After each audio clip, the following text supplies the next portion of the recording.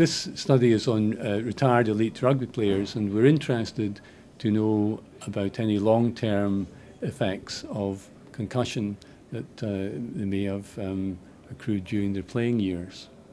How do people get involved in the study? How do you get people in to help with the study? Well, what we'll do is the SRU will send an email around, and it will have some information about the study and give some contact details, so people can either telephone or email about the study. Okay, and in terms of the importance of what you're doing, why is it important? What makes it important, particularly for rugby and the sport of rugby? Well, we don't know too much about any late consequences of head injury in rugby players. So this will be one of the first studies of its kind that will be looking at long-term consequences. We may find there aren't any, which should be very interesting to know about, or we may find that in a small number of people that there are some long-term consequences, perhaps in terms of emotional functioning or cognitive functioning, or in terms of general physiological functioning. And we really want to, we've got an opportunity here with the database that the SRU have to explore this in some detail, look at it carefully. In the game of rugby, thus far, not much has happened. But what we've seen is a lot happening from other contact sports. So, particularly in America. So we've seen our colleagues with American football and with ice hockey reporting all sorts of problems with people who've been exposed to concussion and head injury through their careers, be they problems with personality or behaviour or in some cases dementia. And the anxiety that has been raised by those studies is that rugby has some similarities, and could there be problems like this in rugby? So far, very little evidence to suggest that, but that's why we're doing this study, is to see if there is any evidence, whether there's anything we need to act on now. In terms of participation within, you're asking people to recount their careers. You know, can people remember that level of detail that's required? Well, that's the remarkable thing about athletes, and particularly I think the rugby community and athlete, is that the recall of details like that is quite remarkable. Now, we're not asking people to remember every single game and every single injury. What we're just looking for is a rough, broad idea of the sorts of things that might have happened to them over their playing career that we can use and you know, dig apart and try and get some idea of what they've been exposed to. We're looking for people who played at international level for Scotland, and we've had fantastic support with Scottish Rugby Union in being able to put us in touch with these people. If we look at the ex-Scottish internationalists and we find that there's really nothing of concern there at all, then I think we can probably look at the amateur game and see that the chances of there being a big problem there are pretty slim.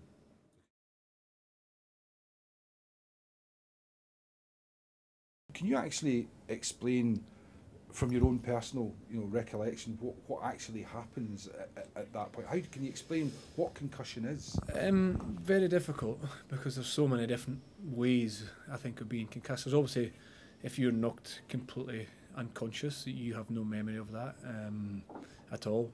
Sometimes parts of it come back, other times I've been unconscious once and there's a window that never came back to me. Other times it's almost like a deja vu feeling. It's probably a phrase you hear people talk about a lot, and it's almost as if you're looking in on a situation that you're involved in and you don't really think it's you. It's quite difficult to explain, quite confusing, but it's not a nice feeling at all. And probably the worst part of it is when you come back to your senses and you realise what's happened. And it's the realisation that you've had a head knock, and yes, you're going to be in pain, but what damage has it caused? In terms of the study, then, the fact that this is something that will be looked at, especially particularly at elite level, how important is that study to guys like yourself? Oh, hugely important, and a responsibility as well. You've got the opportunity to help the future of the game, to help the players' welfare in the future. And I'm a parent.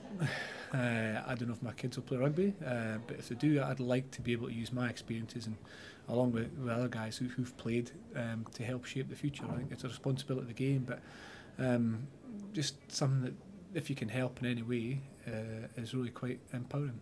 And you're in a unique position to be able to get those contacts and to hopefully get those guys involved in the study. Yeah, hopefully, yeah. I mean, it's a personal decision and a personal responsibility if you want to take part in it. There's no pressure either way, but having certainly I'll be taking part, just knowing that if I can help the understanding of concussion in the game and help the future players, then I'm delighted to do so.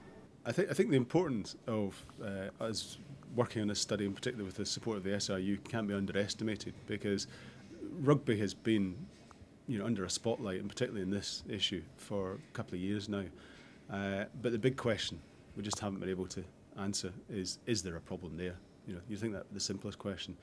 And globally, despite the number of nations playing rugby and the number of people involved in it, there's been no real meaningful attempt to try and get an answer to this. And I think we now have an opportunity in Scotland, and with the support of the Scottish Rugby Union, to actually take that forward. And this is something that I think would be incredibly powerful for the game of rugby.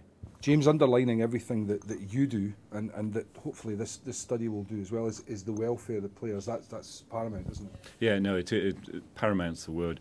We spend a great deal of our time looking after players, looking after their welfare, and an enormous amount of work has been done globally on that aspect. However, concussion at the moment is singularly the most important healthcare issue that we have. By looking back over our ex-internationals, we hope to learn how we can look forwards.